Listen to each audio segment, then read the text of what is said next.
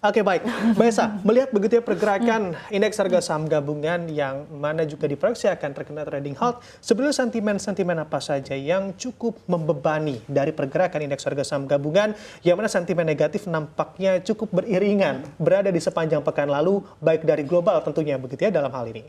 Seperti kita tahu ya Bram dan Safira, kalau kemarin kan ketika pasar gonjang-ganjing nih, pasar seluruh dunia gonjang-ganjing kan kebetulan pasar saham kita rupiah ataupun obligasi sedang libur. Sebenarnya ini ada positif sama negatifnya ya. Kalau dari sisi positifnya mungkin kalau kita melihat ketika pasar dunia seperti Wall Street, Eropa, Asia itu hancur lebur pada Kamis dan Jumat. Artinya ke investor sedang panik-paniknya ya, dan ini sudah berlalu mungkin sekitar berarti 5 hari ya, artinya investor sudah mulai kepanikannya sudah mulai sedikit mereda, sudah mulai mungkin berpikir lebih jernih ya untuk melihat sebenarnya ada apa sih di balik ini semua dan apakah yang harus mereka lakukan. Makanya kalau kita lihat di Kamis dan Jumat begitu merah membara ya saham-saham dunia, sekarang justru kalau kita lihat di Asia Pasifik sudah menghijau. Semalam juga Nasdaq sudah menghijau, artinya bahwa kepanikan tidak sebesar daripada yang mungkin kita lihat di Kamis Jumat ya. Ini kita berharap bahwa kepanikan yang reda ini akan tertular juga di pasar saham ataupun rupiah kita ya. Artinya bahwa kepanikan mungkin tidak sebesar yang kemarin, sudah investor akan mulai sedikit berpikir jernih. Jadi kalaupun mungkin turun tidak akan sedahsyat ketika Kamis atau Jumat. Oke, baik. Jadi kalau misalkan dikatakan oleh Mbak Mae begitu ya, ini artinya investor sudah mencerna terlebih dahulu sentimen-sentimen yang terjadi 5 hari ke belakang.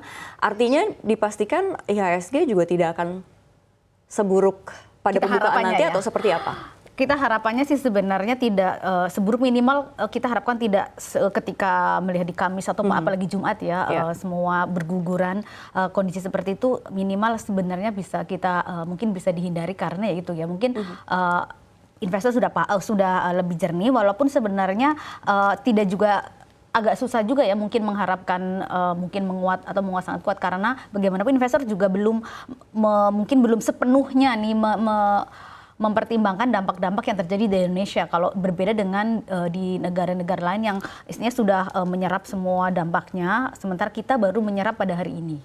Oke, baik. Mengamati juga pernyataan Presiden kita, Presiden Prabowo Subianto yang mengatakan bahwa memang kita terkhusus untuk kebijakan tarif Donald Trump tidak akan membalasnya begitu ya, atau lebih nantinya akan mengarah pada aksi negosiasi dari Presiden Prabowo Subianto ke pemerintahan dari Amerika Serikat. Apakah memang hal ini juga semacam melihat dampak ataupun mempertimbangkan dampak yang akan terjadi dan akan kedepannya berdampak positif bagi pasar atau justru sebaliknya? Mungkin pada saat ini memang seharusnya kita lebih menata diri dulu ya, apa sih yang harus kita lakukan langkah-langkahnya, karena kita juga harus lihat ya kekuatan ekonomi kita, kekuatan pasar kita, kekuatan ekspor kita. Mungkin kalau China sudah langsung membalas karena China juga memiliki sumber daya dan ekspor juga yang sangat luar biasa. Sementara menurut saya kita lebih baik melihat barang-barang apa sih yang memiliki persaingan dengan kita. Apakah produk kita lebih unggul daripada Laos atau Brazil, mana yang harus dipilah-pilah dan ini akan dinegosiasikan. Jadi menurut saya lebih baik kita saatnya untuk melihat lebih jelas lagi, lebih detail lagi ya, karena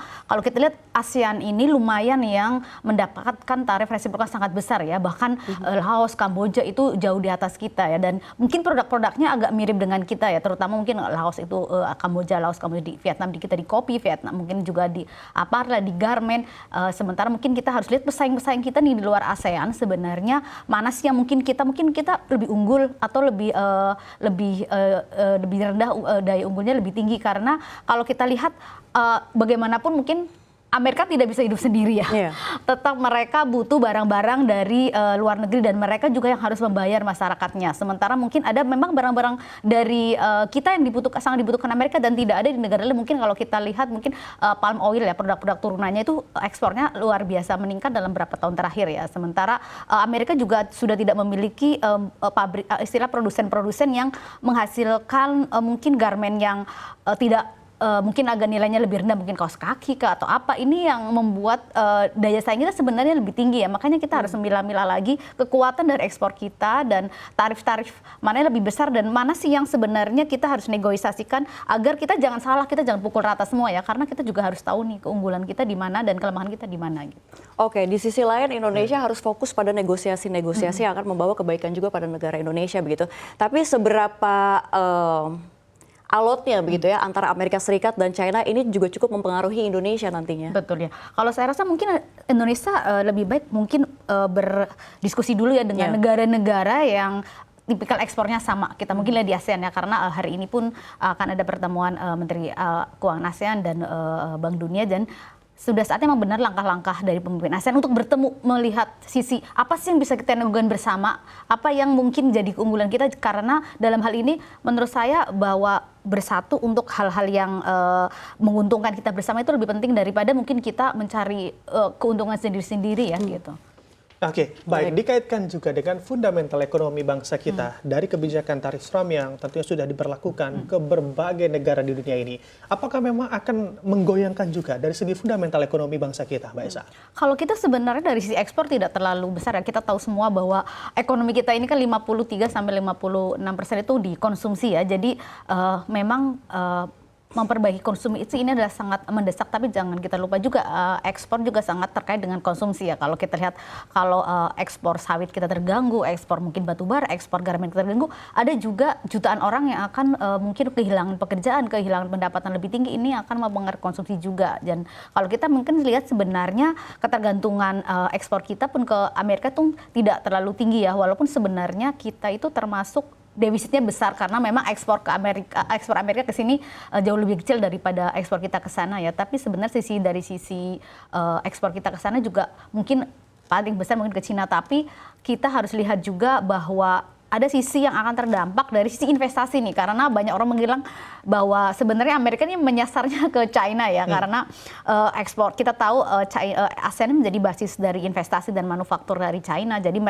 Amerika sengaja untuk kemudian menaruh tarif-tarif tinggi karena Cina mungkin menggeser pabriknya ke ASEAN, sementara akhirnya tarifnya akan rendah ya, dan mereka kan diuntungkan, sementara Amerika juga sudah berpikir demikian. Dan mungkin investasi inilah yang kemudian kita harus perbaiki, karena kalau kemudian ketidakpastian ini meningkat, selain dari investasi portofolio, kita tahu lah ya, pasar keuangan itu pasti mungkin akan yang pertama terganggu karena lebih kepada sentimen jangka pendek. Dan kalau kemudian kita harus lihat tuh memang investasi ini ya yang harus diperhatikan ya, karena takutnya ketika China terdampak, investasi China pun akan terpengaruh, ASEAN juga akan terpengaruh karena ekspor kita ke ASEAN juga sangat besar gitu. Oke, terkait negosiasi